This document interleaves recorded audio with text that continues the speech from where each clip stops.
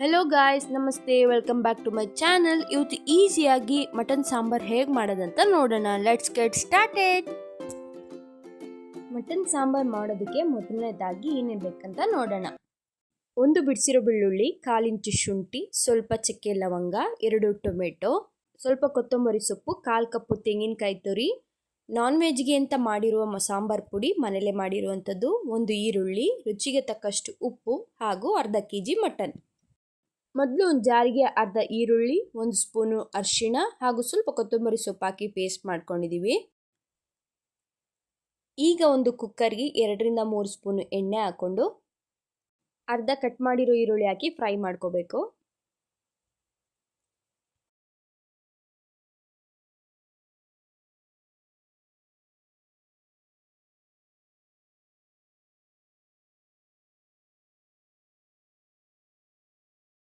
ಈರುಳ್ಳಿ ಫ್ರೈ ಆಗಿದೆ. ಈಗ ಚೆನ್ನಾಗಿ ತೊಳೆದಿರುವಂಥ ಮಟನ್ ಹಾಕೊಂಡು ಫ್ರೈ ಮಾಡ್ಕೊಳ್ಳೋಣ.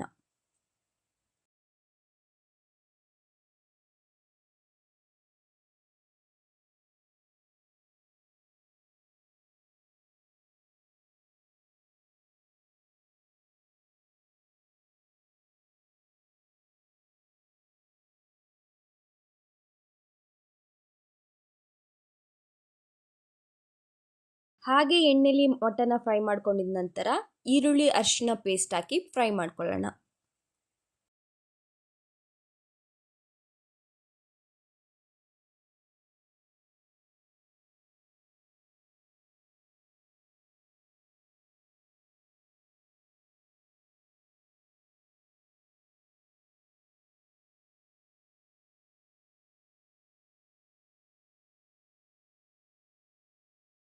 ಮಟನ್ ಚೆನ್ನಾಗಿ ಫ್ರೈ ಆಗೋವರೆಗೂ ಈಗ ಮಸಾಲೆನ ರುಬ್ಕೊಳ್ಳೋಣ.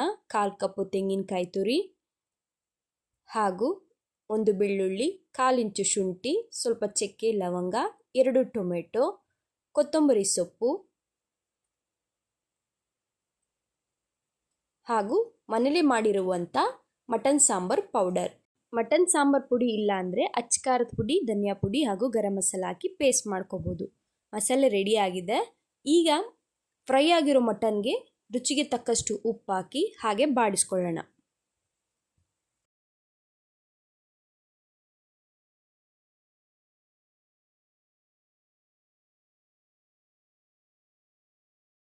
ಈಗ ಇದಕ್ಕೆ ರುಬ್ಬಿರುವಂಥ ಮಸಾಲೆ ಹಾಕಿ ಚೆನ್ನಾಗಿ ಮಿಕ್ಸ್ ಮಾಡ್ಕೊಳ್ಳೋಣ. ಮಟನ್ ಆಗಲಿ ಚಿಕನ್ ಆಗಲಿ ರುಬ್ಬಿರುವಂಥ ಮಸಾಲೆ ಜೊತೆಗೆ ಫ್ರೈ ಮಾಡೋದ್ರಿಂದ ರುಚಿ ತುಂಬ ಚೆನ್ನಾಗಿ ಬರುತ್ತೆ. ಇದನ್ನು 2ರಿಂದ 3 ನಿಮಿಷ ಹಾಗೆ ಫ್ರೈ ಮಾಡಿಕೊಂಡು ಸಾಂಬಾರಿಗೆ ಬೇಕಾದಷ್ಟು ನೀರು ಸೇರಿಸ್ಕೊಂಡು ಮುಚ್ಚೋಣ.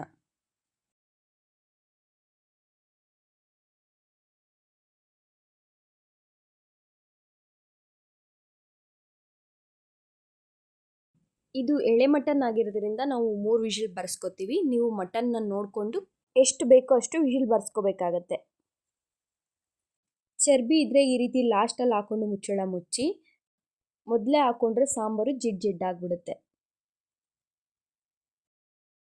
3 ವಿಷಲ್ ಆಗಿದೆ. ಕುಕ್ಕರ್ ಕೂಲ್ ಆದಮೇಲೆ ಓಪನ್ ಮಾಡಿ ನೋಡ್ತಾ ಇದ್ದೀವಿ. ಸಾಂಬಾರು ತುಂಬ ಚೆನ್ನಾಗಿ ರೆಡಿ ಆಗಿದೆ. ಇಷ್ಟೇ ಗಾಯ್, ಸುಲಭವಾಗಿ ಮನೇಲೆ ಮಟನ್ ಸಾಂಬಾರನ್ನ ಆರಾಮಾಗಿ ಮಾಡಿಕೊಂಡು ತಿನ್ಬೋದು. ತಟ್ಟೆ ಇಡ್ಲಿ, ಮುದ್ದೆಗೆ ತುಂಬ ಒಳ್ಳೆ ಕಾಂಬಿನೇಷನ್ನು. ನೀವು ಮನೇಲಿ ಒಂದ್ಸಲ ಟ್ರೈ ಮಾಡಿ ಹೇಗೆ ಬಂದಿತ್ತು ಅಂತ ಹೇಳೋದನ್ನು ಮರಿಬೇಡಿ. ನಿಮಗೇನಾದರೂ ಈ ವಿಡಿಯೋ ಸ್ವಲ್ಪನಾದರೂ ಇಷ್ಟ ಆಗಿದ್ರೆ ಪ್ಲೀಸ್ ಲೈಕ್ ಮಾಡಿ, ಶೇರ್ ಮಾಡಿ, ಕಮೆಂಟ್ ಮಾಡಿ, ಸಬ್ಸ್ಕ್ರೈಬ್ ಮಾಡ್ಕೊಳ್ಳೋದನ್ನು ಮರಿಬೇಡಿ. Thanks for watching. Love you all. Bye bye.